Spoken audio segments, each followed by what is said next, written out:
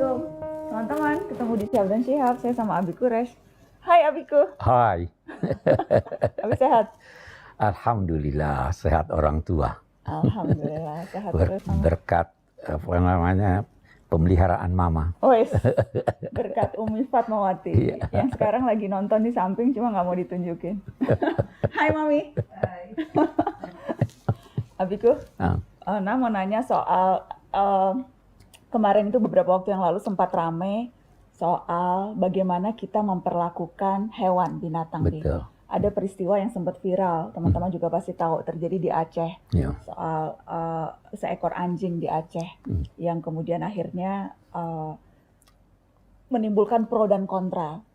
Sebelumnya juga sempat ramai, kita ada survei yang bilang Indonesia itu negara yang paling banyak menghasilkan konten penyiksaan hewan sedunia. Ya Allah. Jadi yang paling banyak bikin konten-konten menyiksa kucing, menyiksa anjing, binatang-binatang lain itu justru orang Indonesia, Bi. Jadi pengen diskusi soal itu. Apa sih sebetulnya tuntunan Al-Quran bagaimana manusia memperlakukan binatang? Ya, baik. Bismillahirrahmanirrahim. Kalau kita buka Al-Quran, ada sekitar 200 ayat yang berbicara atau yang menyinggung hewan. Dari 114 surahnya, ada 6 surahnya yang diberi nama hewan, binatang.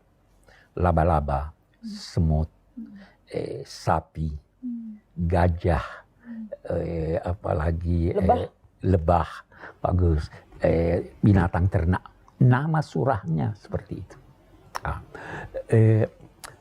Banyak ayat-ayatnya yang memberikan tuntunan. Salah satu yang ingin Abi garis bawahi tuntunannya, yang pertama, binatang-binatang itu adalah umat-umat juga seperti kamu.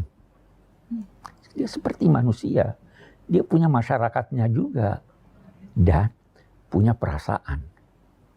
Jadi Al-Quran menyebut binatang punya perasaan?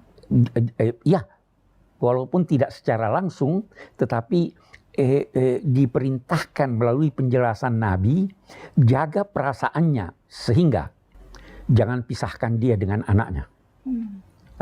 Jaga perasaannya sehingga jangan pukul dia dengan keras.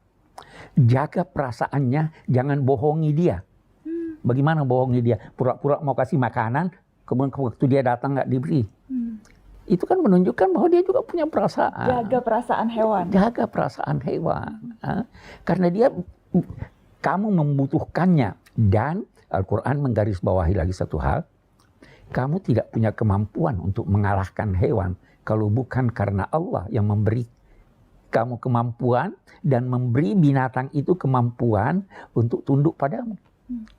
Jadi bukan karena kuasa kita menundukkan hewan, karena Allah yang memberi kuasa. Subhanalladzi sakhkhara lana hadza wa ma kunna lahu muqrinin. Itu kalau orang mau mengendarai kendaraan, dia baca itu ayat, diajarkan Maha Suci Allah yang menjadikan hewan ini tunduk mengikuti kemauan kami, padahal kami sebenarnya tidak mampu untuk itu. Mau lihat ketidakmampuan manusia terhadap binatang? Lalat. Apa kata Al-Quran, apa yang direbut oleh lalat darimu, kamu tidak mungkin bisa mengambilnya lagi. Walaupun kamu tangkap lalat itu. Jadi ini mukaddimah yang mengajarkan manusia bahwa jangan berlaku sewenang-wenang. Itu ada Tuhan di balik ini, Tuhan bisa memberi balasan. Itu satu. Yang kedua, kita lihat dalam tuntunannya lebih jauh. Kita akan menemukan rinci.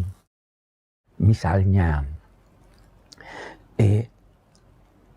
beri dia makan, minum, tempat tinggal yang wajar kalau dia bukan binatang yang bisa mencari tempat tinggalnya sendiri. Karena itu, seorang wanita masuk ke neraka karena tidak memberi makan dan minum seekor kucing. Dia tidak melepaskannya agar dia mencari makan sendiri, tapi dia tahan, tapi dia tidak memberinya makan. Sebaliknya. Itu hukumannya neraka, Bi? Ya itu ancaman Nabi. Ancaman Nabi. Akan masuk neraka kalau tidak memberi makan. Iya. Jadi memang sangat mengherankan itu. Kita mayoritas Muslim kok dianggap paling tidak ini. Ini namanya Iya. kita tidak memahami agama kita.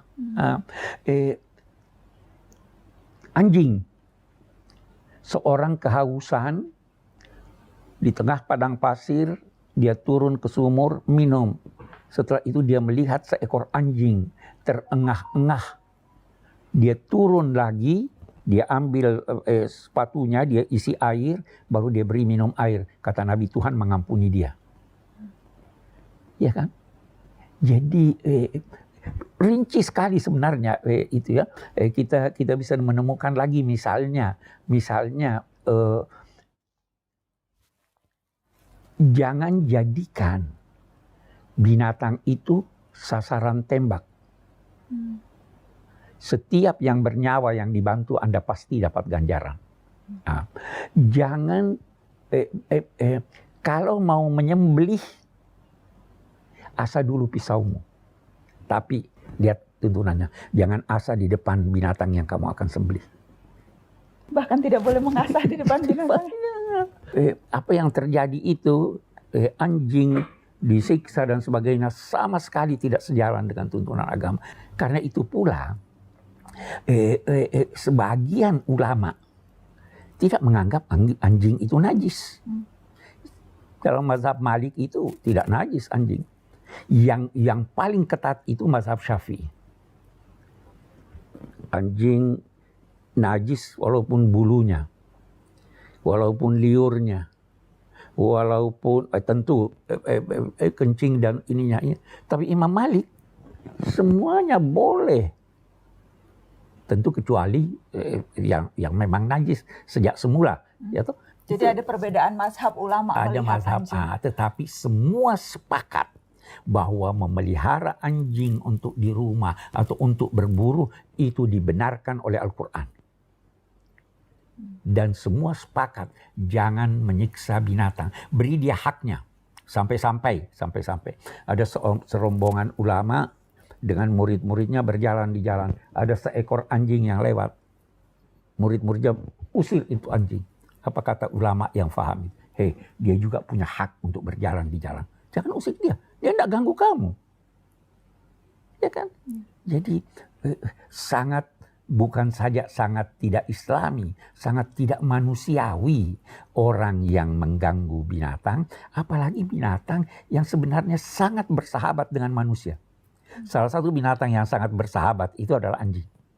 Apa yang terjadi kemarin itu atau beberapa hari yang lalu itu sebenarnya sangat-sangat tidak islami. Bukan itu tuntunan agama Islam yang ingin menyebarkan rahmat bukan untuk manusia saja, untuk seluruh alam, termasuk binatang, tumbuh-tumbuhan, dan benda-benda tak bernyawa. Itu. Oke, Abi mau nanya, Nabi Muhammad pernah punya hewan peliharaan ya? Oh iya, punya kuda. Kuda. Punya kuda pemeliharaan. Dan ada sahabatnya yang bernama Abu Hurairah.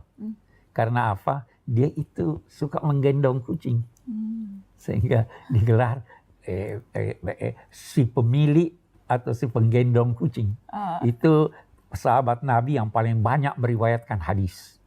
Abu Hurairah ya toh. Kalau Nana buka di YouTube, itu akan melihat ada seorang yang pernah menolong 2 ekor singa yang masih kecil. Dia pelihara. Setelah besar dia bawa ke hutan. Suatu ketika dia ke hutan, itu singa datang kepadanya untuk minta digendong. Ada perasaan. Semua punya rasa. Jadi kita menjaga perasaan dan kemanusiaan kita diukur juga dari situ kemanusiaan itu. Itu sebabnya kalau mau berwudu airnya tidak cukup, padahal ada seekor anjing yang kehausan atau seekor binatang yang kehausan, tidak bisa berwudu, kasih dia air itu. Itu selalu Abi bilang, kemanusiaan mendahului keberagamaan. Kemanusiaan mendahului keberagaman.